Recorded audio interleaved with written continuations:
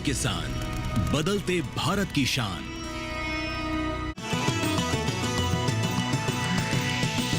DD किसान, बदलते भारत की शान।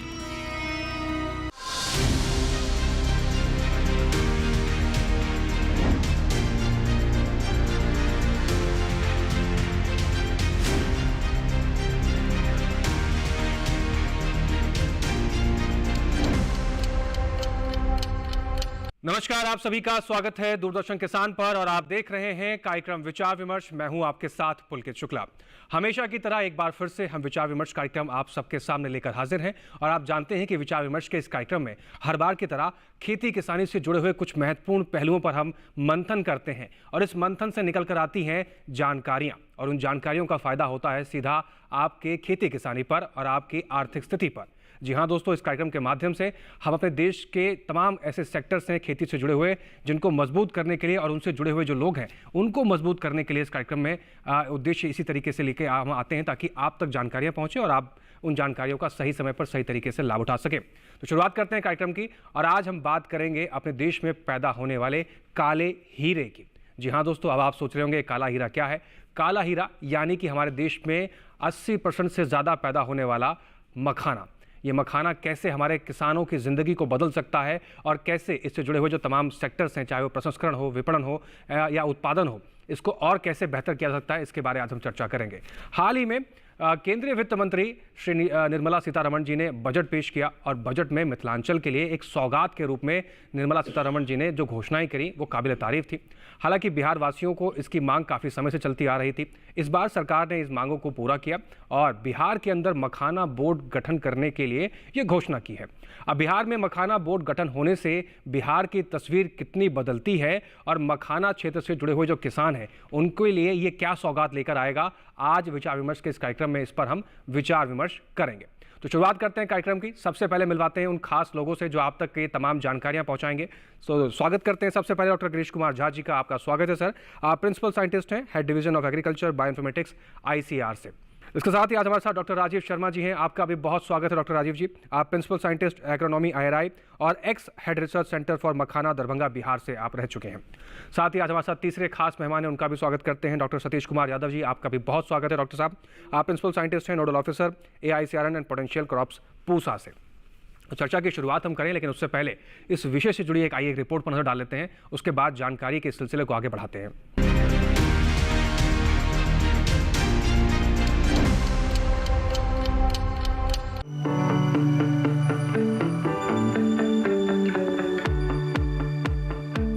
हमारे देश में मखाने की 80% खेती बिहार में की जाती है। बता दें कि मखाना एक तरह का जलीय पौधा है। मखाना को काला हीरा भी कहा जाता है। मखाना की खेती या तो जल जमाव वाले क्षेत्र में जिसकी गहराई 4 से 6 फीट हो या फिर खेतों में अन्य फसलों की तरह ही की जाती है। तालाब विधि की बात करें तो ये मखाना की खेती करने की परंपरागत विधि है। इस विधि में बीज को बोने की जरूरत नहीं होती क्योंकि पहले के साल के तालाब में बचे बीज आगामी वर्ष के लिए बीज का काम करते हैं, जबकि खेती विधि में मखाना के बीज को सीधे खेतों में बोया जाता है या फिर धान की फसल की तरह तैयार पौध की रोपनी नए तालाब में की जाती है। सीधी बुआई की बात करें तो इस विधि में 30 से 90 किलो स्वस्थ मखाना बीज को तालाब में दिसंबर के महीने में हाथों से छिड़कते हैं। बीज को लगाने के 35 से 40 दिन बाद पानी के अंदर बीज का उगना शुरू हो जाता है और फरवरी के अंत या मार्च के शुरू में मखाने का पौधा जल की ऊपरी सतह पर निकल आता है।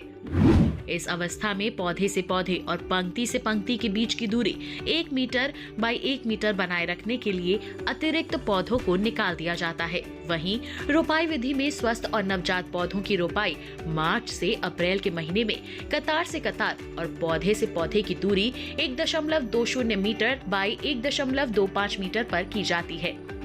रोपाई के करीब 2 महीने के बाद चमकीले बैंगनी रंग का एकल फूल जहां तहां से निकलना शुरू हो जाता है।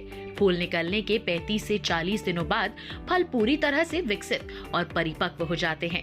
वहीं खेत प्रणाली मखाना की खेती करने की नई विधि है जिसे मखाना अनुसंधान केंद्र द्वारा विकसित किया गया है।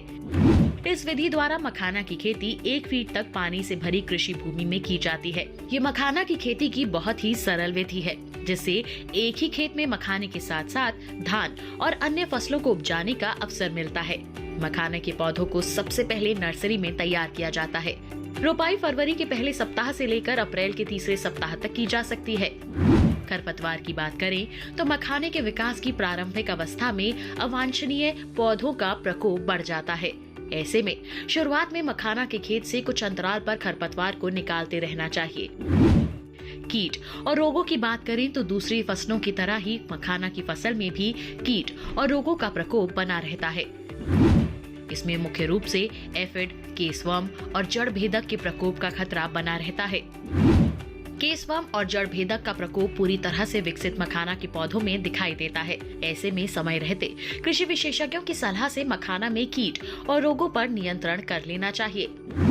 बता दें कि मखाना के उत्पादन, प्रसंस्करण, मूल्य संवर्धन और विपणन में सुधार लाने के लिए बिहार में मखाना बोर्ड स्थापित किया जाएगा। इस बात की घोषणा इस बार के बजट में की गई है। ये बोर्ड मखाना किसानों का पथ प्रदर्शन करेगा और उन्हें प्रशिक्षण सहायता उपलब्ध करवाएगा।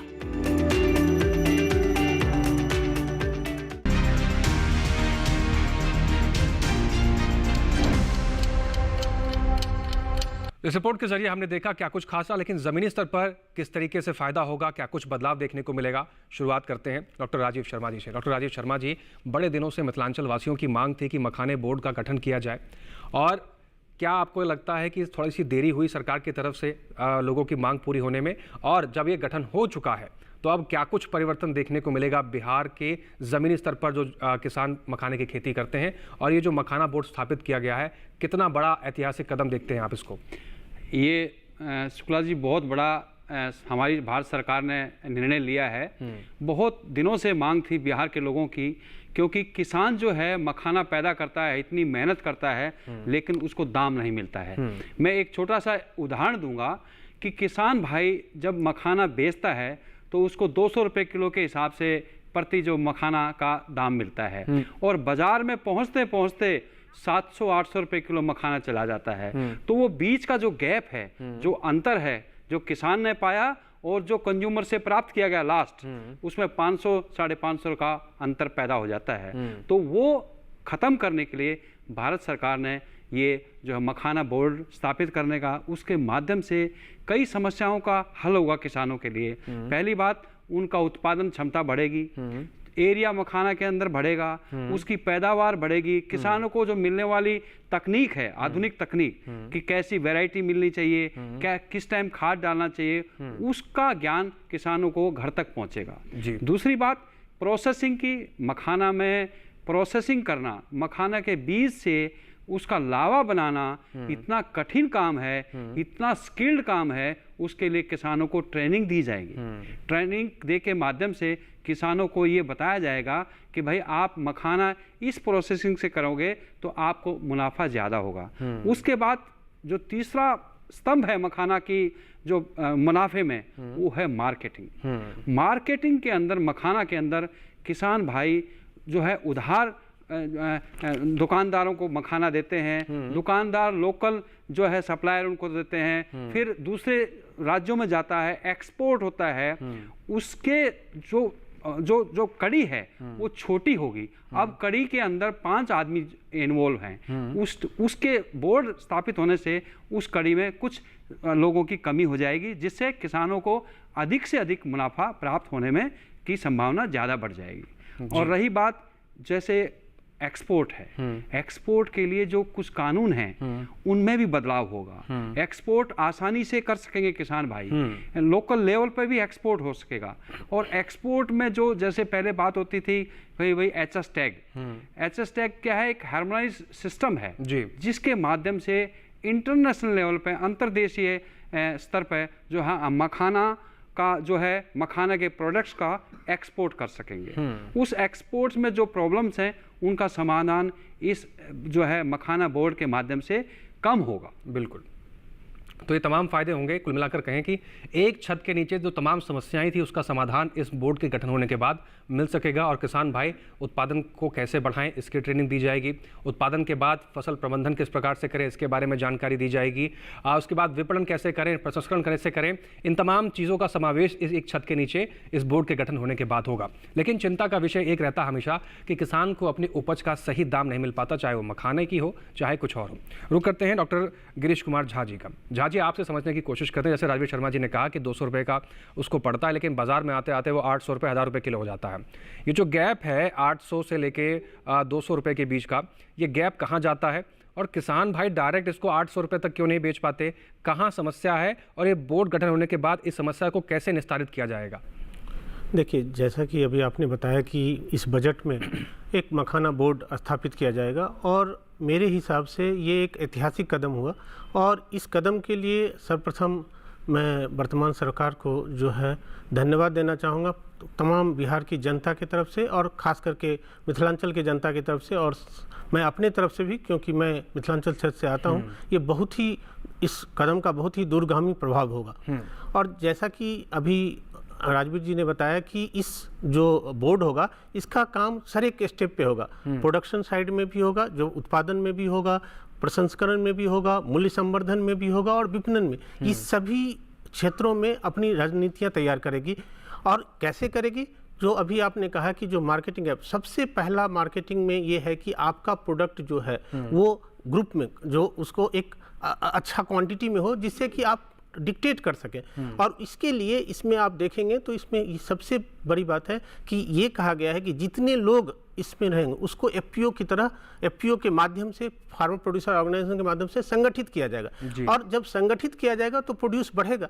साथ ही साथ आप ये भी देखेंगे जब संगठन होगा तो क्या होगा कि मार्केटिंग में आसान होगा, क्योंकि रिम्यूनरेटिव प्राइसेज के लिए सबसे इंपॉर्टेंट चीज़ है कि मार्केटिंग। और मार्केटिंग जब हम बात करते हैं तो हम डोमेस्टिक मार्केट की बात भी करते हैं और इंटरनेशनल मार्केट की बात करते हैं। ठीक है, भारत में डोमेस्टिक मार्केट भी बहुत बड़ा मार्केट है, लेकिन जब तक एक्सपोर्ट नहीं होगा, और ये जो बोर्ड होगा ये इस रिम्यूनरेटिव प्राइस को इंश्योर करने के लिए पहले सारे एक्सपोर्ट इंपोर्ट के जो रूल्स रेगुलेशंस होंगे उसको भी करेगा। साथ ही इतना ही नहीं, जब आप एक्सपोर्ट करते हैं तो क्वालिटी पे ध्यान देता है। तो ये बोर्ड का ये भी एक काम होगा कि वो ये देखेगा कि कैसे इसकी ग्रेडिंग हो, किस स्टैंडर्ड कैसा हो, इस सब चीज़ों का भी फिक्स करेगा। जब ये सब चीज़ें फिक्स होगी तो नेचुरली, और जो एक और बात कह रहे थे राजवीर जी की, जो चेन होता है, ये चेन जितना छोटा होगा, फार्मर्स टू प्रोड्यूसर जो हम बोलते हैं कि फार्म टू फॉर्क, इसके बीच जितना चेन छोटा होगा मुनाफा उतना बढ़ेगा।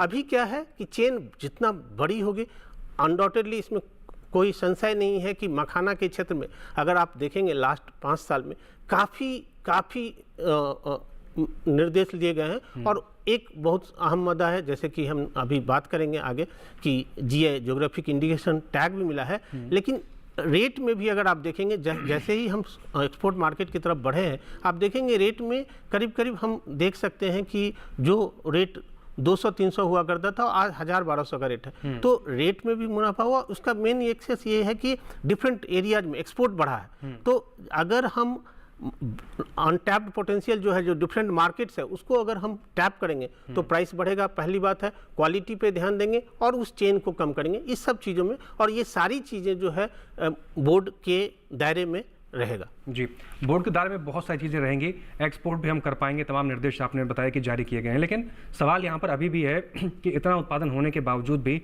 किसान भाइयों को उनकी उपज का सही दाम मखाने में क्यों नहीं मिल पाता, जबकि मखाने की इतनी पोटेंशियल है, सुपर फूड के नाम से हम जानते हैं। फिलहाल इस पर लौटूंगा मैं आपके पास, लेकिन डॉक्टर सतीश कुमार यादव जी का रुख कर लेते हैं। डॉक्टर सतीश कुमार जी, हम काला हीरा कह रहे हैं, सुपर फूड कह रहे हैं, उत्पादन भी हमारी अच्छी खासी है, लेकिन फिर भी क्या कमी रह गई है जिसकी वजह से अभी बिहार के जो मखाना के किसान हैं आज उस लेवल पर डेवलप नहीं हो पा रहे हैं जिस लेवल पर डेवलपमेंट होना चाहिए था? बिहार जो बोर्ड गठन किया गया है, बिहार से सटे हुए जो तमाम राज्य हैं जहां पर इसका उत्पादन होगा, क्या सिर्फ बिहार को फोकस करके ये डेवलपमेंट देखने को मिलेगा, या भारत के पैन इंडिया की अगर हम बात करें, जितने भी मखाना के किसान हैं, उत्पादक हैं, सबको इससे फायदा मिलेगा? जी, इसमें मैं 2-3 बातों की तरफ ध्यान आपका चाहूँगा जी, कि पहले भी देश में बहुत सारी फसलों पर बोर्ड स्थापित किए गए हैं, और अब मखाना बोर्ड की स्थापना हुई है या होगी, अभी घोषणा हुई है, तो ये बहुत ही सराहनीय कदम है। मखाना केवल बिहार का नहीं है, मखाना खाने की चीज़ है और पूरे राष्ट्र में और बाहर भी इसकी खेती, इसका उत्पादन लगातार हो रहा है जी। लेकिन बिहार की तारीफ इसलिए की जानी चाहिए कि पूरे देश में जितना मखाना उत्पादन होता है उसका 90% केवल बिहार राज्य से आता है। इसके अलावा जम्मू कश्मीर, हिमाचल, आसाम, पश्चिम बंगाल, इनके जो लो लाइंग एरियाज हैं जहाँ पर पानी भराव जमाव की स्थिति रहती है, वहाँ मखाना की खेती हो सकती है और हो रही है। अब ये कि मखाना बोर्ड की स्थापना के बाद जो चीज़ें हैं वो ठीक से चैनलाइज हो जाएंगी। उससे पहले किसानों ने अपने तालाब में बीज डाल दिया, कुछ रह गया, अगले सीजन में वो फसल तैयार हो गई। लेकिन वैज्ञानिक प्रभाव भी साथ साथ है, सरकार का आशीर्वाद भी साथ साथ है। तो वैज्ञानिक तो उसको एक पद्धति के तहत खेत में लगाने का प्रयास कर रहे हैं। खेत में कम लागत में, कम बीज में ज़्यादा पैदावार होती है। और जो हमारे प्राकृतिक तालाब हैं जी, उनमें ज़्यादा पानी में मखाना खड़ा रहता है, ज़्यादा मेहनत लगती है, उसमें से मखाना निकालना बहुत मुश्किल काम है। क्योंकि मखाने के पत्तों में और उसके स्टेम में बहुत सारे कांटे होते हैं, तो उनमें बहुत आसानी से हम जो मखाना घर में बैठे खाते हैं सफ़ेद रंग का, उसके पीछे बहुत ज़्यादा मेहनत है किसानों की। बिल्कुल। और वो जो एंटरप्रेन्योर्स हैं जो उस मखाने को खेतों से निकाल के हमारी टेबल तक पहुंचाते हैं, उनकी मेहनत भी है। इन सब की मेहनत में सरकार का मखाना बोर्ड बनाना और उसका बीच में इंटरवीन करना, वो इस चीज़ को बहुत तेज़ी से एक्सपेडाइट करेगा, किसानों के आय को भी, मखाना उत्पादन को भी। एक सवाल आपका बीच में था कि भाई इसके किसानों की आय बढ़ाने के लिए क्या कर सकते हैं, क्या करना चाहिए। देखिए, जो सीमांचल एक जगह है, मिथिलांचल है और कोसी है, ये 3 अलग अलग जगह हैं जिसके अंडर में, जिनके नीचे 6-7 जिले बिहार के आते हैं। बिल्कुल। कोसी को आज तक हम सौरो बिहार कहते आए हैं। मीन्स कि वो एक प्रकार से विनाशकारी नदी के रूप में, जब भी रेनी सीजन आता है, मानसून आते हैं, तो कोसी में इतनी बाढ़ आती है कि आसपास के खेत और गांव और ज़िले भर जाते हैं और उतनी गाद और कीचड़ उनमें आता है कि अगली फसल भी तैयार होने की स्थिति नहीं रहती है। वैज्ञानिकों ने प्रयास किया है, वहाँ के किसानों ने प्रयास किया है कि बीच में चेक डैम्स बनाकर, बीच में अवरोध पैदा करके उसी कोसी के विनाशकारी रूप को एक बहुत ही, एक प्रकार से आशीर्वाद वाला रूप प्रदान करने का प्रयास किया जा रहा है। इस दिशा में जो बिहार कृषि विश्वविद्यालय है साबौर में, वहाँ के वाइस चांसलर के नेतृत्व में डॉक्टर DR सिंह जी हैं, और वहाँ के जो BP सैक भोला पासवान शास्त्री कृषि महाविद्यालय है पूर्णिया में, वो सब मिलकर उस कोसीवाड़ी बेल्ट के अंदर लगातार प्रयास कर रहे हैं। वो मखाना के जो बहुत ही एलिट जर्म प्लाज्म है उसका संग्रहण भी कर रहे हैं, और संग्रहण के साथ साथ जो वैरायटीज विकसित हो रही है वो किसानों तक पहुंचा रहे हैं। इसमें मैं एक जानकारी और दे दूं कि सरकार अपने स्तर पर काम करती है अपने हिसाब से, लेकिन जो आदमी खेत में काम करता है, वह किसान है या एंटरप्रेन्योर है, वो इस दिशा में पहले से ही प्रयासरत हैं। और मिथिलांचल और सीमांचल रीजन के जो किसान हैं, उन्होंने किसान संघ बनाया है, वही भोला पासवान शास्त्री कृषि महाविद्यालय के देख रेख में, उनकी मेहनत से, और उन किसान संघ ने मिलकर GI टैग के लिए अप्लाई किया, ज्योग्राफिकल इंडिकेटर टैग। उससे सन 2022 में मखाना को मिथिलांचल मखाना के नाम से अंतर्राष्ट्रीय स्तर पर पहचान मिली है जी। और वो पहचान मिलने के बाद से मखाना की जो एक अवेयरनेस आई आम जनता के बीच में, वो अवेयरनेस बढ़ी है। तो अवेयरनेस जब बढ़ती है तो उसकी डिमांड बढ़ती है, डिमांड बढ़ेगी तो उसकी आय बढ़ेगी। बिल्कुल, ये सब चीज़ें तो एक दूसरे से कोरिलेटेड हैं। और हमारे साथ डॉक्टर गिरीश झा जी हैं जो इकोनॉमिक्स के एक्सपर्ट हैं, वो इसको भली भांति जान पाएंगे और बता पाएंगे जी। उसमें GI टैग के साथ साथ जो साबौर विश्वविद्यालय है जी, उनके ही तत्वाधान में पूर्णिया कॉलेज वाले वैज्ञानिक हर जिले में एक किसान संघ बनाया है। और उस किसान की सबसे खास बात यह है कि सारा का सारा विमेन एम्पावरमेंट है। उसके प्रधान, उप प्रधान, उसके सचिव, सारी की सारी महिलाएं हैं जो उन किसान संघों को हर जिले के स्तर पर हैंडल कर रही हैं जी। और केवल मखाना के लिए। तो ये सारी चीज़ें जब कोरिलेट होती हैं आपस में, जब इनका सामंजस्य बनता है तो चीज़ें बहुत तेज़ी से आगे बढ़ती हैं। बिल्कुल, और आउटपुट निकल के आता है। सतीश कुमार जी, ये बात किसी से छुपी हुई नहीं है कि कृषि के क्षेत्र में जितने भी संस्थान भारत सरकार के हैं, जितने भी वैज्ञानिक हैं और जिन जिन लोगों का आपने जिक्र किया, इन सभी का योगदान शामिल है। और कृषि क्षेत्र में जो कीर्तिमान स्थापित किए हैं, ये सभी कहीं ना कहीं आप लोगों की मेहनत से ही है कि इतना रिसर्च होता है और उसके बाद ज़मीनी स्तर पर इसका आउटपुट देखने को मिलता है। आप लोगों की भी हिम्मत को हम सलाम करते हैं और हम कोशिश करते हैं हर बार इस कार्यक्रम के माध्यम से कि इन तमाम चीज़ों का जो समन्वय निकलकर, जो आउटपुट निकलकर किसानों तक पहुंचे, उसका लाभ ले सके। इसी तरह की जानकारी को हम आगे और बढ़ाएंगे, लेकिन फिलहाल यहाँ वक्त हो गया एक छोटे से ब्रेक का। आप बने रहें, देखते रहें विचार विमर्श। हम जल्द लौट रहे हैं।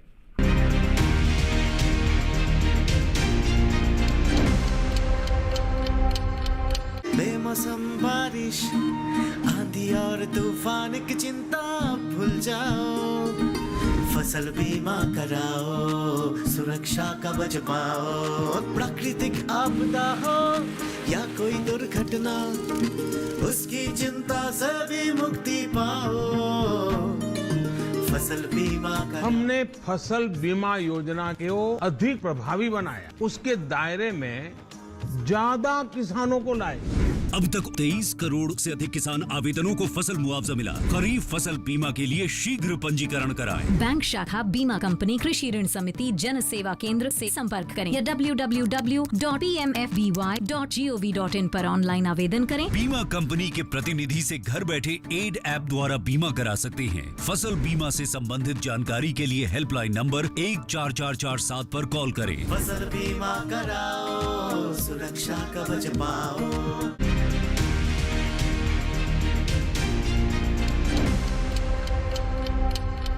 ब्रेक के बाद एक बार फिर से आप सभी का स्वागत है। आप देख रहे हैं कार्यक्रम विचार विमर्श और आज हम बात कर रहे हैं कि मखाने की खेती से कैसे बिहार के और बिहार के जो किसान हैं उनकी तस्वीर बदली जाए और मखाने से जुड़े हुए जो तमाम सेक्टर्स हैं उनके लिए आने वाले सालों में कितना बड़ा अपार संभावनाएं लेकर आ रहा है, जो तमाम ये बजट में पेश किया गया है।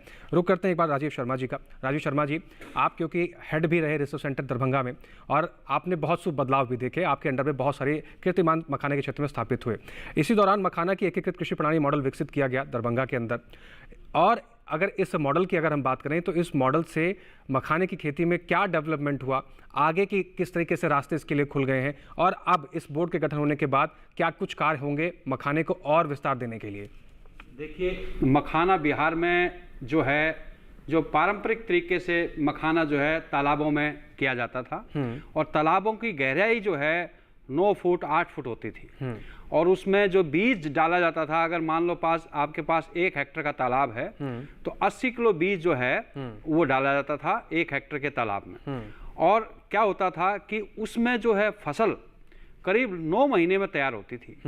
और जब किसान भाई बीज निकालते थे तालाब से तो उनको डुबकी लगा करके, जैसे गोताखोर समुद्र में डुबकी लगाते हैं, इसी तरीके से डुबकी लगा करके बैठ करके पानी में ठंडे पानी में वो मखाना का बीज निकालते थे। और कभी भी अगर मान लो बीज 100 किलो है एक तालाब में तो वो लगभग बेचारे मेहनत करके 3-4 बारी डुबकी लगा करके जो है कम से कम 60-70 किलो ही वो निकाल पाते थे, अगर 100 किलो बीज निकालना है तो पूरा। तो कहने का मतलब ये है कि काफ़ी बीज पड़ा रह जाता था, सारा बीज उनके हाथ में नहीं लगता था। इसके कारण पैदावार जो है तालाब में जो है करीब 15 से 16 क्विंटल प्रति हेक्टेयर की दर से उनको मिलती थी। उस चीज़ के बदलाव के लिए धीरे धीरे तालाब कम होने लगे, तालाब लोगों को मखाना की जगह मछली में बदलने लग गए धीरे धीरे। तो किसानों ने क्या किया कि भाई मखाना के जो किसान थे उन्होंने सोचा भाई किस तरीके से हम जो है अपनी खेती को कैसे शुरुआत रखें, कैसे चालू रखें, किस रूप में हम किस दिशा में जाएं। तो मखाना अनुसंधान केंद्र ने काफ़ी अनुसंधान किया और मखाना की खेती को खेतों में लेकर आए। खेतों में लेकर के आए तो खेतों में तालाब तो बन नहीं सकते जी, तो खेतों में एक खेती तो हो नहीं सकती जी, तो उसमें 2-2 3-3 खेती करनी पड़ेंगी जी, जिससे उनको आय का साधन भी बना रहे जी। एक तरीके से कहें कि इंटरक्रॉपिंग है ये, नॉट इंटरक्रॉपिंग, ये क्रॉपिंग सिस्टम है फसल प्रणाली जी। इसको फसल प्रणाली के रूप में खेतों में कैसे मखाना उगाया जाए उसका समावेश करके क्रॉपिंग सिस्टम मोड में मखाना की खेती शुरू की। उसमें क्या है कि हम जो है नवंबर दिसंबर के महीने में 500 वर्ग मीटर की जो है एक नर्सरी बनाते हैं जी, उसमें 20 किलो बीज लगता है। देखिए वहाँ 80 किलो बीज लगता था, यहाँ 20 किलो बीज से हम जो है नर्सरी तैयार करते हैं जी। वो नर्सरी जो है फरवरी के माह में तैयार हो जाती है, उसकी कल्पें निकलती हैं और अप्रैल और मार्च के महीने में आप पूरा 1 हेक्टेयर का खेत तैयार करो, उसमें 1 फीट पानी, देखिए मखाना की खेती बगैर पानी के नहीं की जा सकती, बिल्कुल, और 1 फुट से 1.5 फुट तक पानी जो है खेत में रखना पड़ेगा। तो जो मखाना की पौध हैं वो फरवरी मार्च के महीने में तैयार हो जाती हैं और किसान भाई नर्सरी वहां से उखाड़ते हैं और 1 मीटर से 1 मीटर की दूरी लाइनों में भी होनी चाहिए और पौधे के बीच में भी होनी चाहिए, तो वो रुपाई करते हैं। तो अप्रैल या मार्च के एंड में जो है रुपाई हो गई, उसके बाद धीरे धीरे फसल तैयार होती है और फसल अगस्त तक तैयार हो जाती है। ये फर्क यहाँ पर क्या है कि एक तो यहाँ से उत्पादन ज्यादा होता है प्रति हेक्टर, दूसरी बात है हम मनचाही वैरायटी, जैसे हमारे मखाना अनुसंधान केंद्र ने स्वर्ण वैदाई वैरायटी का रिलीज किया जी, दूसरी साबोर से भी साबोर मखाना 1 एक प्रजाति विकसित की गई। तो ये दोनों प्रजातियों ने काफी मतलब युद्ध क्षेत्र पे उत्पादन में बढ़ावत हुई, करीब 26 से 27 क्विंटल पर हेक्टर की पैदावार ये वैरायटी दे रही है। तो वो खेत में जो फसल तालाब में 9 महीने में तैयार होती थी, फसल 5 महीने में होती है। मखाना की खेती हो गई अगस्त में, उसके बाद किसान भाई उसमें वाटर चेस्टनट सिंघाड़ा लगा सकते हैं जी। सिंघाड़ा आपका दिसंबर तक तैयार हो गया। लेट वैरायटी पानी निकालने के बाद उसमें गेहूं की लेट वैरायटी का भी सोइंग की जा सकती है, धान भी लगाया जा सकता है। हाँ नहीं, देखिए पहले मखाना, फिर सिंघाड़ा, फिर गेहूं। दूसरा फसल प्रणाली है मखाना, धान और गेहूं, और एक और है प्रणाली मखाना वृषम। तो ये 3-4 क्रॉपिंग सिस्टम है, 3-4 फसल प्रणाली है। इनसे किसानों को एक ही खेत में 3 फसल लेने का अवसर मिलता है, उनका उत्पादन बढ़ता है, उनकी पैदावार जो है, जो आय है, इनकम है प्रति हेक्टर, वो काफी बढ़ जाती है। तो इस तरीके से क्रॉपिंग सिस्टम में किसान भाई जो है मखाना की खेती करेंगे तो उनको काफी मुनाफा होगा, काफी पैदावार होगी और समय से खेत उपलब्ध भी हो जाएगा। जी, तो ये बहुत बेहतर प्रणाली आपने बताई। इन तीनों प्रणालियों का इस्तेमाल किसान भाई करते हैं तो न केवल मखाने का उत्पादन लेंगे, गेहूं भी कर पाएंगे और चावल का भी उत्पादन आप कर पाएंगे। ऐसी तमाम प्रणालियां हैं, कुछ और प्रणालियों का जिक्र करेंगे, लेकिन उससे पहले रुक करते हैं डॉक्टर कृष्ण कुमार झा जी का। डॉक्टर झा जी, अगर हम बात करें जो वित्त मंत्री ने घोषणाएं की हैं, उसमें एक घोषणा इसकी भी की गई कि national institute of food technology and entrepreneurship का भी शुरुआत की जाएगी। एक तो ये सेक्टर हो गया, दूसरा मखाना बोर्ड गठन हो गया, और हमने बात करी कि प्रणालियाँ भी हैं। तो इन तमाम चीज़ों का समावेश मिलाकर अब स्टार्टअप्स की अगर हम बात करें तो बिहार में जो मखाने से जुड़े हुए स्टार्टअप्स हैं उनको भी बूम मिल पाएगा। किसानों को कैसे जोड़ा जाएगा उनसे, ताकि उनके लिए एक अलग से बाजार स्थापित किया जा सके? जैसा कि आपने कहा कि बोर्ड की स्थापना की गई है, साथ ही आपने ये भी कहा कि निफ्टेम जो इंस्टीट्यूट है, बिल्कुल, उसकी स्थापना की गई है। और तो पहला स्टेप जो अभी तक आप डिस्कस कर रहे थे प्रोडक्शन साइड में, जब भी तो पहला स्टेप हो गया कि हमने उत्पादन कर लिया। बिल्कुल। उत्पादन के बाद जो दूसरा इसका जो अहम मुद्दा है वो प्रसंस्करण का है, जो हम कहते हैं कि प्रोसेसिंग का है। प्रोसेसिंग करेंगे और प्रोसेसिंग के बाद जो वैल्यू एडिशन है, जो हम मार्केट को प्रोडक्ट में लेके जाएंगे, और विपणन है, जो मूल्य संवर्धन है और विपणन है। तो आप अभी 2 चीज़ों को साथ में कर रहे हैं। तो ये जो इंस्टीट्यूट है ये पोस्ट हार्वेस्ट टेक्नोलॉजी का इंस्टीट्यूट होगा, और इसमें तरह तरह के वैल्यू एडिशंस, अभी बहुत सारे वैल्यू एडिशन जो मूल्य संवर्धन हो चुका है। अब आप देख रहे होंगे कि डिफरेंट पैकेजिंग साइज में मखाना के फ्लेवर्ड, जो मखाना फ्लेवर्ड आ रहे हैं, मखाना पफ्स आ रहे हैं, अब मखाना के पास्ता भी आ रहे हैं, मखाना खीर आ रहा है। तो इस सब चीज़ों में जब कोई भी उद्यमी, जब भी कोई भी स्टार्टअप शुरू करेगा तो उसको प्रोडक्ट डिफरेंट वेरिएशंस चाहिए, प्रोडक्ट से कंज्यूमर्स के डिफरेंट टाइप के डिमांड्स हैं। तो उस तरह के डिमांड्स को मीट करने के लिए आपको रिसर्च की ज़रूरत है, और ये सब इंस्टीट्यूट्स उस स्टार्टअप को इस सब चीज़ों में प्रशिक्षण दे सकता है। तो ये सारा चीज़ जो है एक दूसरे को कम्प्लीमेंट्री होगा मखाना के ग्रोथ में। जैसा कि जो बोर्ड है, सबसे पहले मैंने बोला कि जब बोर्ड बनेगी तो सबसे पहले आंकड़े की जरूरत होगी, और बोर्ड का पहला काम यही होगा कि वो जो आंकड़े हैं उसका कलेक्ट करे, पब्लिश करे। उतना ही नहीं, बीच बीच में जो है पब्लिश करे कि पीरियोडिकल्स या जर्नल्स या बुक्स इस पे लाए। उसके बाद इकोनॉमिक रिसर्च करे कि कैसे ये फायदेमंद हो, किसानों के वेलफेयर्स के लिए क्या क्या किया जाएगा। ये सब चीज़ों के लिए एक, अब जहाँ की हमने पहले ही बताया कि हमारे जो ICAR की ऑलरेडी वहाँ पे राष्ट्रीय मखाना अनुसंधान केंद्र है, एग्रीकल्चर यूनिवर्सिटी में भी हो रही। इसके अलावा जो पोस्ट हार्वेस्ट के लिए अभी भी हमारा ICAR का जो central institute of post harvest post engineering and CIPHET जो लुधियाना में है, वो इसके लिए वैल्यू एडिशंस के लिए प्रोसेसिंग में, मैकेनाइजेशन में काम कर रहा है। लेकिन ये निपटम एक अहम होगा, क्योंकि आप उस लोकेशन का भी इम्पोर्टेंट है। कोई भी किसान वहाँ पे जाता, कोई स्टार्टअप जाता, किसी चीज़ की सोचने, तो इससे क्या होगा कि वैल्यू एडिशन से जो है हमेशा आपको प्राइस में इजाफा होगा, और जो इनकम, जो आप आमदनी की बात कर रहे थे, आमदनी में इजाफा होगा। तो इस तरह से ये सारे एक साथ में समन्वय करके चलेंगे। जी, डॉक्टर सतीश जी का रुख कर रहे हैं। डॉक्टर सतीश जी, आप प्रोसेसिंग की बात कर रहे हैं, पोस्ट हार्वेस्टिंग की हम बात कर रहे हैं, लेकिन क्या लगता है कि इन सब चीज़ों के होने के बावजूद भी, आज भी इतना सब कुछ डेवलप हमने कर लिया, गठन होने के बावजूद भी, अगर हम बात करें प्रबंधन, मखाने का प्रबंधन और प्रसंस्करण, क्या एक ये चुनौती है अभी भी, और बोर्ड के गठन होने के बाद क्या इस चुनौती को पार पाने में सफलता मिलेगी? जो मखाना का प्रबंधन या इसका पोस्ट हार्वेस्ट कहें या वैल्यू एडिशन कहें, वो सब चीज़ें अपनी जगह ठीक हैं, परंतु वर्तमान में स्थिति ये है कि मखाना को एक प्रकार, जैसे आपने उसे ब्लैक डायमंड बोला जी, एक और उसके लिए कहावत है कि वो वाइट गोल्ड भी है। जब वो बन के तैयार होता है तो सफ़ेद होता है, और उसके अंदर प्रोटीन रिच होने की वजह से, कार्बोहाइड्रेट रिच होने की वजह से जी, उसके अंदर इतने सारे मिनरल्स हैं, सुपर फूड है वो। हाँ, सुपर फूड तो कहते ही हैं कि उसको वाइट गोल्ड भी कहा जाता है। इसकी पूर्ति अभी पूरे देश में नहीं हो पा रही है, बिल्कुल। या यूँ कहे कि मखाना कैसे लगता है या कैसे खाया जाता है, यही देश में अवेयरनेस पिछले एक दशक पहले नहीं थी। बिल्कुल। जब से GI टैग मिला तो इन चीज़ों में एक प्रकार की तेज़ी आई है। अब रही बात पोस्ट हार्वेस्ट की, पोस्ट हार्वेस्ट की ज़रूरत तब पड़ती है जब चीज़ें बहुतायत में उपलब्ध हो, और उपलब्ध होने के बाद उसका करें तो करें क्या, तो उसको हम ठीक ठाक करके और वैल्यू एडिशन की तरफ ले जाते हैं या प्रसंस्करण की तरफ ले जाते हैं। वो सब चीज़ें अपनी जगह काम करेंगी। जैसे ही इसको बूस्ट मिलेगा, मखाना बोर्ड बनने के बाद बहुत सारी चीज़ें अवतरण में आएंगी, बहुत सारी चीज़ें प्रोसेस में आएंगी, बहुत सारी चीज़ें चैनलाइज होंगी। उन चीज़ों को ध्यान में रखते हुए अब मखाना की खेती, जैसे डॉक्टर साहब ने बताया, डॉक्टर शर्मा ने, कि ये तालाब में भी होती है, खेतों में भी होती है। तालाब की बनस्पत खेतों में करेंगे तो वो ज़्यादा फायदेमंद रहेगा इकोनॉमिक वैल्यू से, कई कारणों से। वो कारण डॉक्टर साहब बता चुके हैं और बाकी सब भी जानते हैं।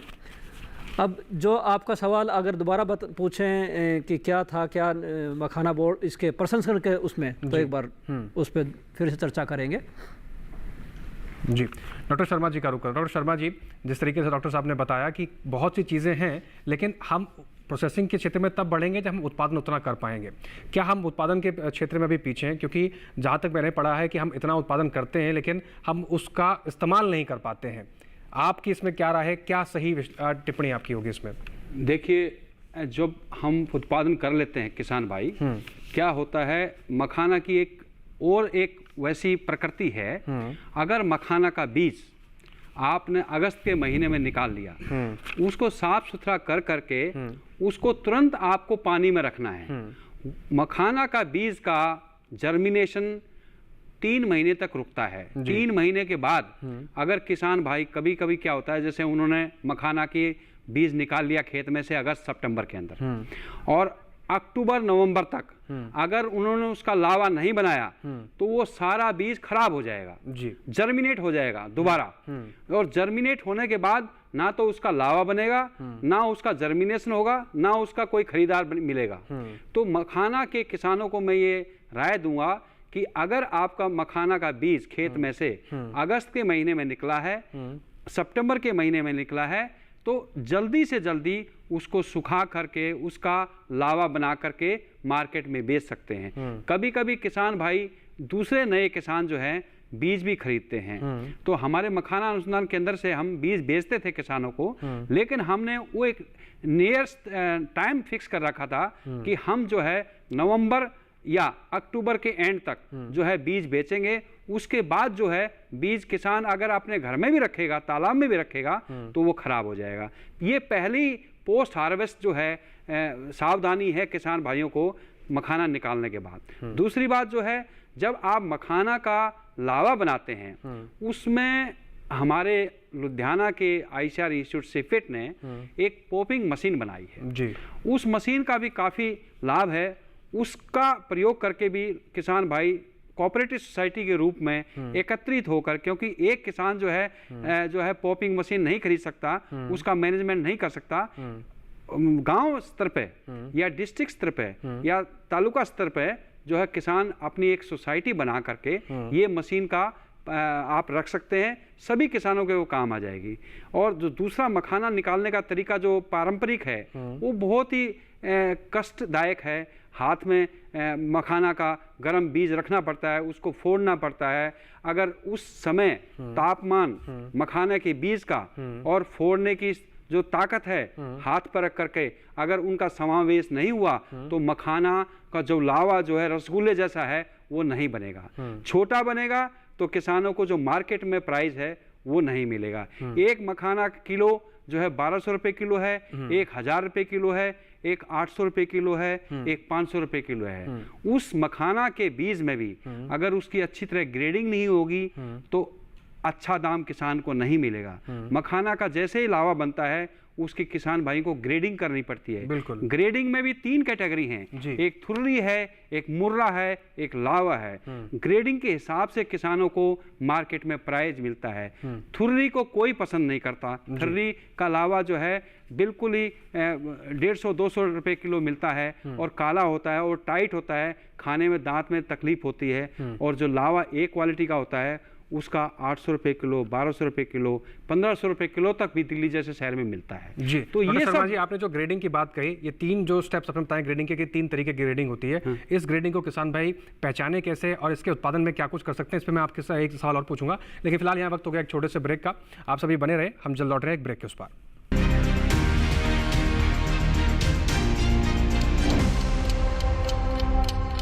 नवाचारी और नवोन्मेषी शिक्षा व्यवस्था से युवाओं की आशाओं को नई उड़ान दे रहा है नया उत्तर प्रदेश। ग्रामीण परिवेश हो या फिर नगरीय क्षेत्र, गुणवत्ता युक्त शिक्षा बनी है नए उत्तर प्रदेश की पहचान।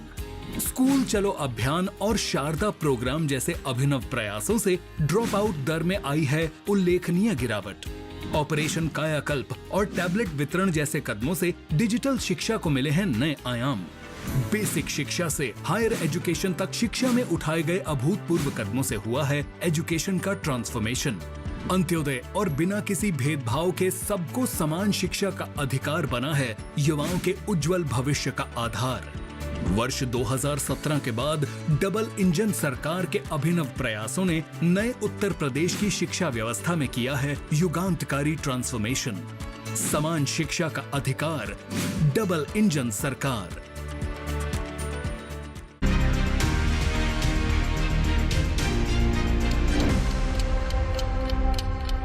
ब्रेक के बाद एक बार फिर से आप सभी का स्वागत है। आज हम चर्चा कर रहे हैं कि मखाने की खेती से कैसे बिहार की स्थिति को बेहतर किया जाएगा और इससे जुड़े हुए जो किसान हैं तमाम सेक्टर से उनका कैसे विकास होगा आने वाले सालों में, क्योंकि हमने देखा है कि इस बार के बजट में मखाना बोर्ड के गठन होने की घोषणा की गई है। फिलहाल चर्चा को आगे बढ़ाते हैं। डॉक्टर राजीव शर्मा जी का रुख करें। डॉक्टर शर्मा जी, आपने तमाम चीज़ें का बताया कि ग्रेडिंग और ये सब चीज़ें, अगर हम बीज उपलब्धता की बात करें तो बिहार के या फिर अन्य जो हमारे रीजन है जहाँ पर मखाने की खेती की जा रही है, हमारे पास ये जो ग्रेडिंग करने का तरीका बताया, कोई ऐसा बीज है जो एक ही ग्रेड का सारा मखाना पैदा हो? नहीं, देखिए ऐसा है, आप ये तो संभव नहीं है। अगर किसान भाई खेत में अगर गन्ना लगाएंगे तो सारे गन्ने एक साइज के मिलें आपको हार्वेस्टिंग के टाइम, वो संभव नहीं है। मखाना, जबकि मखाना की खेती होती है तो जब बीज निकलता है, बीज तो सारे एक साइज के होते हैं, लेकिन जब आप बीज से लावा बनाते हैं तो क्या होता है कि कुछ बीज टेम्परेचर जो कह रहा है, मैंने कहा कि पारंपरिक तरीके से जब लावा बनाया जाता है तो उसमें एक समान रूप का लावा नहीं बन पाता है। जो छोटा लावा होता है जिसके ऊपर कवर रहता है, काला काला होता है, आपने देखा होगा अगर मखाना का पैकेट आप बाजार में लेंगे तो कुछ मखाना के जो सफेद होता है उसके ऊपर काली परत होती है, उसको बोले थुर्री। अगर उसमें ज्यादा काला कवर है तो वो थुर्री की कैटेगरी में आता है और उसको दाम कोई भी पसंद नहीं करता कंज्यूमर। तो इस तरीके से अलग अलग तरीके से जो अलग अलग ग्रेडिंग होती है मखाना की वो मिलती है। सारा का सारा अगर मान लो आप 100 किलो मखाना का बीज को लावा बनाएंगे तो आप ये संभव नहीं है कि 100 किलो का 100 किलो लावा 100 किलो का 100 बीज जो है आपको लावा कैटेगरी का मिले। उसमें कुछ परसेंट थुर्री मिलेगी, कुछ मुर्रा मिलेगा, कुछ लावा मिलेगा। हाँ, लेकिन इसकी जो अमाउंट है, इसकी मात्रा आप अगर सावधानी रखेंगे तो कम की जा सकती है। मतलब थुर्री कम हो, लावा ज़्यादा हो तो किसान को मुनाफा ज़्यादा मिलेगा। जी, डॉक्टर गिरीश कुमार झा जी का रुख करते हैं। डॉक्टर गिरीश कुमार जी, अब अगर हम बात करें पैकेजिंग की, मखाना उत्पादन हो गया, फसल कटाई कर ली, अब हम बात करते हैं उसकी पैकेजिंग को लेकर और उसकी प्राइसिंग को लेकर। ये दोनों जो फैक्टर्स हैं कितना बड़ा रोल प्ले करते हैं किसान भाइयों की कमाई को बेहतर करने में के लिए, और किन बातों का ध्यान रखना चाहिए कि पैकेजिंग किस प्रकार से हो, प्राइसिंग किस हिसाब से हो, इसको कैसे देखा जाए?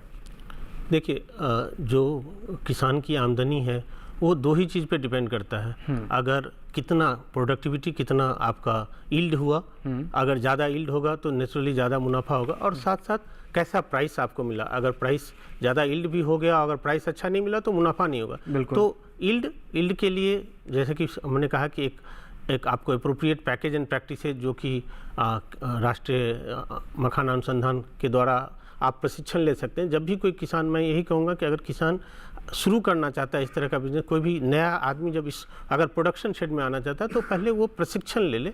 और बहुत जगह है जहाँ के, जैसे कि मैंने अभी बताया, राष्ट्रीय मखाना अनुसंधान में प्रशिक्षण ले लें और प्रोडक्शन और प्रोसेसिंग का। तो एक तो हुआ कि आप अच्छी प्रजाति लगाएं, अच्छे से पैकेज एंड प्रैक्टिसेस करें तो आपको अच्छी यील्ड।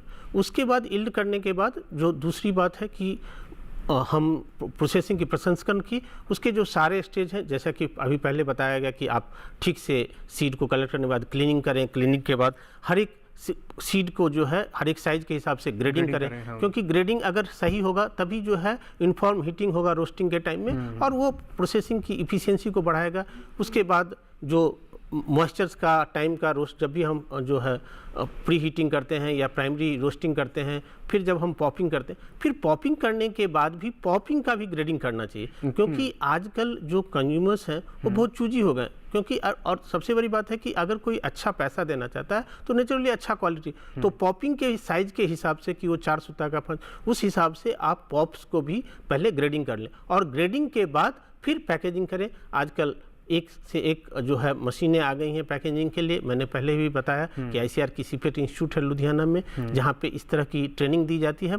और मूल्य तभी आपको मिलेगा जब रॉ आइटम्स को जितना आप मूल्य संवर्धन करें। मूल्य संवर्धन, जैसे मैंने कहा कि अभी एक छोटी सी चीज़ें हैं कि आप उसमें तरह तरह के फ्लेवर मिला सकते हैं।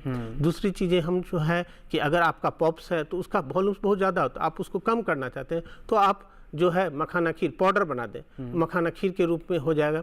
जो आपको थुर्री मिल जाती है उस थुर्री को भी आप जो मल्टीग्रेन्स, जो हम मखाना पफ्स बोलते हैं, जिसमें और भी ग्रेन्स मिला के हम कभी कभी उस थुर्री का यूज करके आप पास्ता बना सकते हैं। तो इस तरह के मखाना का कोई भी ऐसा पार्ट नहीं है जो कि यूज नहीं होता।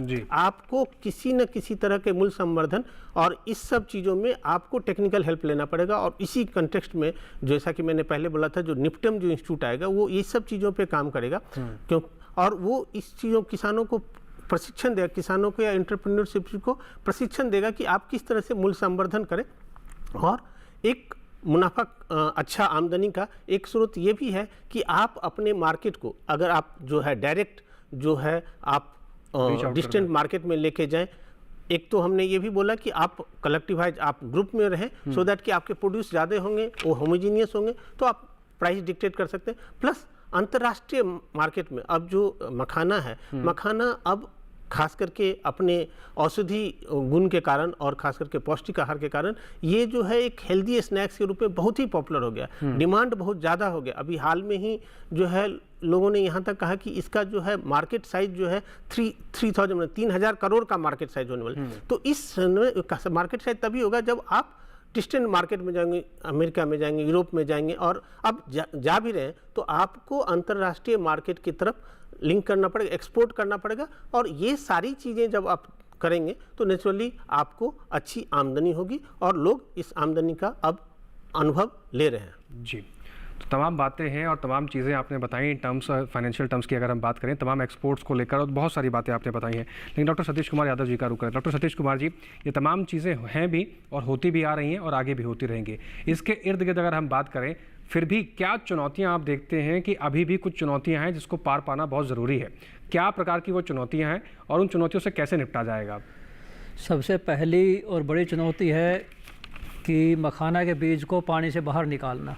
जैसा कि मैंने पहले ही बताया, मखाना के पत्तों पे और उसके तना भाग में ढेर सारे कांटे होते हैं और जब किसान बाहर उसमें घुसते हैं पानी में तो कमर तक और गले तक अंदर जाके और कभी कभी तो डूब के भी उसके अंदर फिर वो बीज को बाहर निकालते हैं जी। तो ऐसी मशीनें बने जो मखाना के बीज को बाहर निकाल सके, क्योंकि जब मखाना का जो फल होता है, जो ब्लास्ट होता है, उसकी सिचुएशन होती है कि सारा बीज बिखर के बाहर आ जाता है जी। और पानी में वो तैरता है।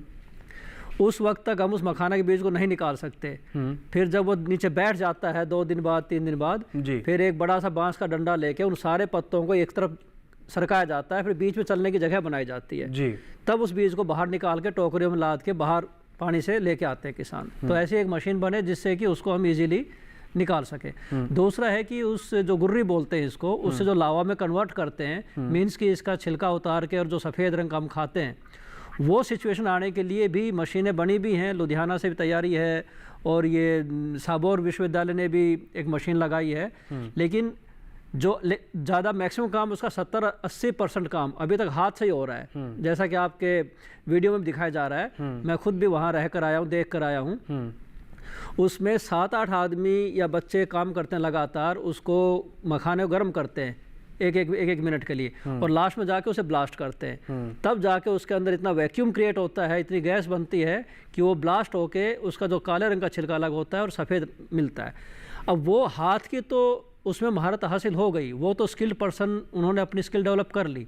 वैसा ही मशीन भी बने और उसको उस परफेक्शन तक काम करे जिस परफेक्शन से हमें वो उत्तम क्वालिटी का, सबसे बढ़िया गुणवत्ता वाला मखाना खाने के लिए प्राप्त हो। क्योंकि वो उत्तम वाला प्राप्त होगा तभी उसकी डिमांड होगी और तभी उसका आय में वृद्धि होगी किसान की। अब किसान और कंज्यूमर के बीच में एंटरप्रेन्योर्स हैं या उद्यमी हैं या बिजनेसमैन हैं, जो भी एक परिपाटी है, वो सब कभी कभी दुखदायी भी होते हैं, लेकिन वो उनके लिए सुखदायी भी होते हैं कि किसान के मखाना को कंज्यूमर लेवल तक पहुंचाने के लिए उसकी पैकेजिंग में, उसके प्रसंस्करण में मदद करते हैं जी। क्योंकि सीधा मखाना खाने लायक किसी के लिए भी नहीं है। या उसको पॉप अप भी करवा दें, उसको सफ़ेद उसमें से लावा निकाल भी दें, तो भी बहुत सारी जगह पे उस पर काले रंग का कुछ छिलका रह जाता है, तो बहुत ज़्यादा कंज्यूमर प्रेफरेंस नहीं हो पाती है। बीच में जब उद्यमी आते हैं तो वो खेती तो नहीं कर पाते, लेकिन वो उसको खेती के बाद के मिले प्रोड्यूस को, उस उपज को एक बहुत ही बढ़िया ढंग से प्लेटेबल बनाते हैं। उसमें पैकेजिंग भी आ गई। अगर सीधा एक ऐसे खुले में किसी को देंगे तो कोई नहीं खरीदेगा, लेकिन बढ़िया से रैपर में डाल के उस पर कंपनी का नाम लिख के थोड़ा रंग रोगन करके उसी को बोलते हैं, जो दिखेगा वो बिकेगा। मीन्स कि कंज्यूमर के मार्केट में, कंज्यूमर्स की आंखों में जो चीज़ अट्रैक्ट होगी तो वो चीज़ ज़्यादा बिकेगी और उसका दाम भी उतना ही बढ़ेगा। तो ये सब चीज़ें हैं जी। तो तमाम चुनौतियां हैं और इन चुनौतियों को पार भी पाएंगे समय के साथ साथ, जिस हम यहाँ तक पहुँचे भी हैं और तमाम अनुसंधान भी किए जा रहे हैं। एक आखिरी सवाल, अंतिम सवाल इस कार्यक्रम का मैं आपसे पूछना चाहूँगा सतीश कुमार जी। सतीश जी, जिस तरीके से हम फसलों को देखते हैं, उत्पादन को देखते हैं, तमाम व्यवस्थाएँ करते हैं, तमाम बोर्ड का गठन भी किया जाता है, जो आपने समस्याएँ बताई, चुनौतियाँ बताई, क्योंकि उसमें कंटीले होते हैं और तालाब में किसान भाई उतरते हैं तो कई तरह की समस्याएँ भी उत्पन्न हो जाती हैं। क्या आपको लगता है कि जो इससे जुड़े हुए किसान हैं उनके बीमा को लेकर भी सरकार को कुछ सोचना चाहिए, या बीमा की कोई व्यवस्थाएँ हैं सरकार द्वारा, और फसल बीमा को लेकर इसमें क्या देखते हैं आप?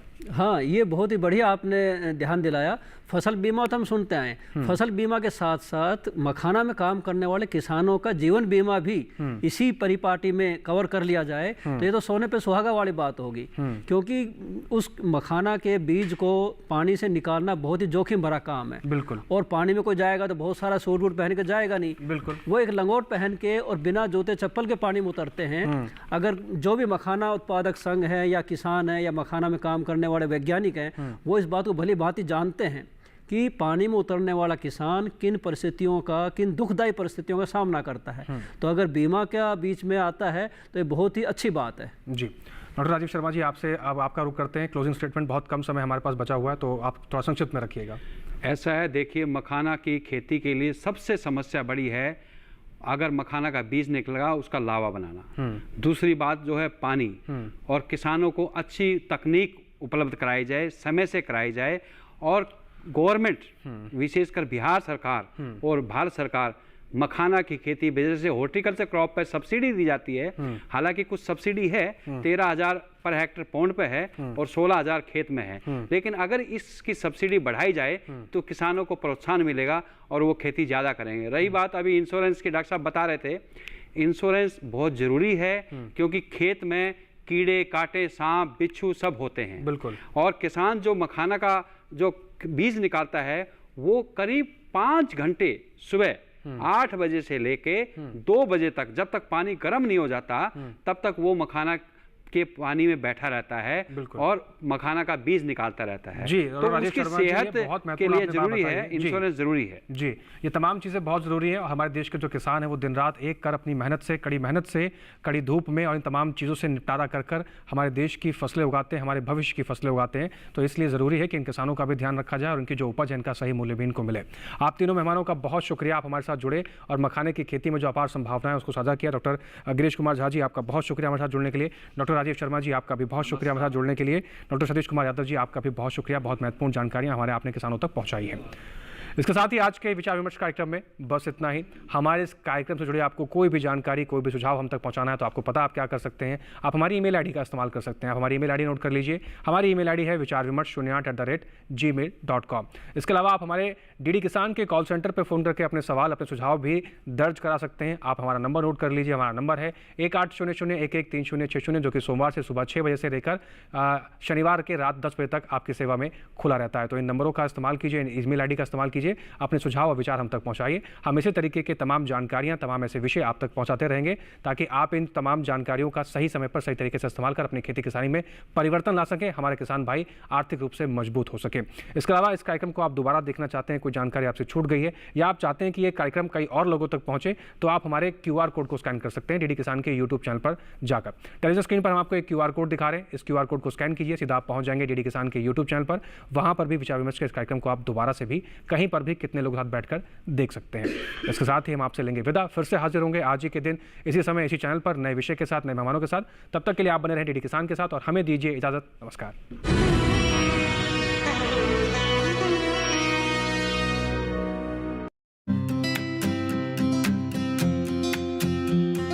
नमस्कार, आप देख रहे हैं डीडी किसान और मैं हूं आपके साथ राधिका चौधरी। आज करनाल पहुंच गए हैं। करनाल के अन्नदाताओं से बात करेंगे समन्वित कृषि प्रणाली की। फार्मर इस चीज से आगे बढ़ता जा रहा है। करीब लगभग हमारे पास 600-700 फार्मर इस प्रणाली को अपना रहे हैं। लेडीज खुद का अपना काम शुरू कर सकते हैं, मींस एंटरप्रेन्योरशिप की तरफ जा सकती हैं और अपनी आजीविका कमा सकती हैं। मुनाफा है लगभग 3 से 4 गुना अधिक मिलता है किसानों को बिना कुछ ज्यादा एडिशनल कॉस्ट। हरियाणा से देखिए समन्वित कृषि प्रणाली पर कार्यक्रम चौपाल चर्चा 28 जुलाई सोमवार सुबह 9 बजे सिर्फ दूरदर्शन किसान पर। मन की बात है जन जन की, संघर्षों के कुछ किस्से, कहानी कुछ सफलताओं की, अनकही विरासत की, उम्मीदें नए भारत की। महीने के आखिरी रविवार का रहता है इंतजार। मलयाचल के आंचल से विंध्याचल के आंगन तक, ब्रह्मपुत्र के घाट से हिमालय के विस्तार तक होती है मन की बात प्रधानमंत्री के साथ। तो सुनिए इस महीने 27 जुलाई सुबह 11 बजे मन की बात आकाशवाणी और दूरदर्शन के सभी चैनलों पर और प्रसार भारती के OTT प्लेटफॉर्म वेव्स पर सजीव प्रसारण लाइव स्ट्रीमिंग के माध्यम से। मन की बात के प्रादेशिक भाषाओं में अनुवाद का पुनः प्रसारण आप सुन सकते हैं रात 8 बजे आकाशवाणी और दूरदर्शन के सभी प्रादेशिक चैनलों पर। तो याद रखें, रविवार 27 जुलाई सुबह 11 बजे मन की बात।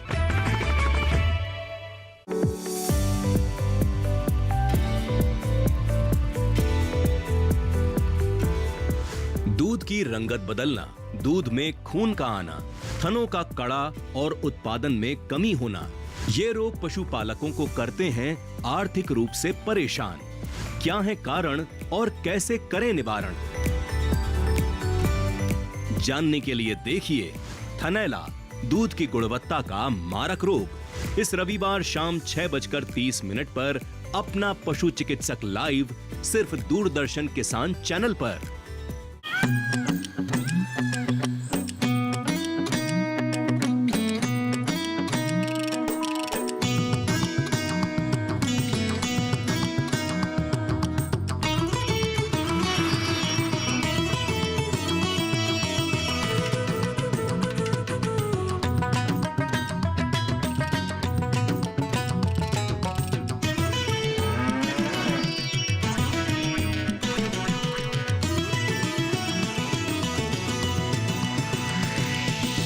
डीडी किसान, बदलते भारत की शान।